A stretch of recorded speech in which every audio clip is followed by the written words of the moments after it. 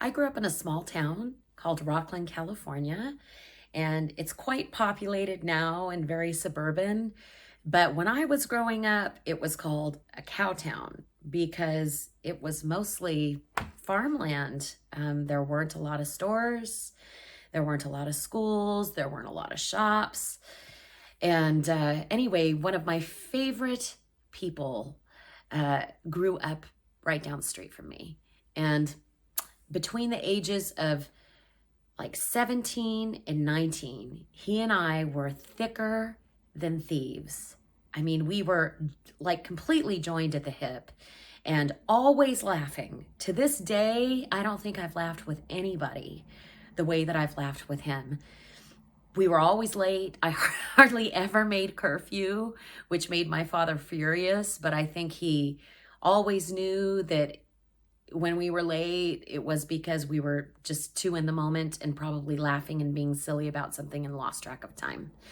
And anyway, he and I played in every bar, every club in town, and there were not many, but the ones that did exist, we played them. He's a fabulous musician.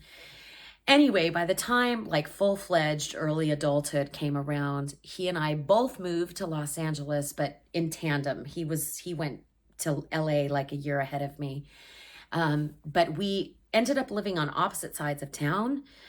He got his degree in music business, and I went to the Musicians Institute in Hollywood. And I don't know, just over the next decade, we were just spinning in different orbits. I was hustling all the time, sitting in clubs and doing gigs and trying to carve a career path for myself as an artist and as a songwriter. And he actually got an amazing job at one of the most prestigious recording studios in town.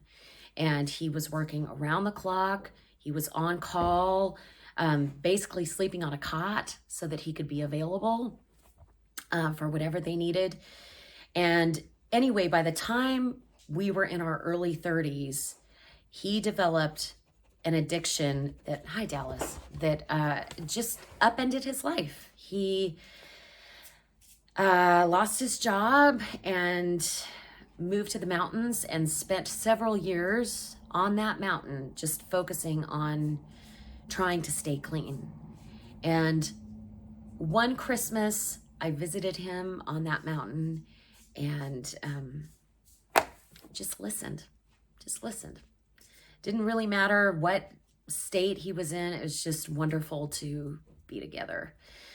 And it is pretty devastating to be at rock bottom and estranged and alone at Christmas and just feeling like you're not really welcome in any of it. And the only place to go is to the local bar. So Me, Myself, and I is all about that, just being at rock bottom and hanging out at the bar at Christmas. My friend has a totally, like, he's shifted everything. He's got a happy ending to all of it. After all of that, he is happily married, living in another state. And he's working in a career that's completely different than the music business, and he could not be happier. So those years lonely and estranged on the mountain were not the end of his story, and nothing is ever wasted. So that time in his life was just a time to redirect and reinvent. But this song is just, I hope it's a comfort to anybody who's not feeling welcome at the holidays and, spending Christmas alone.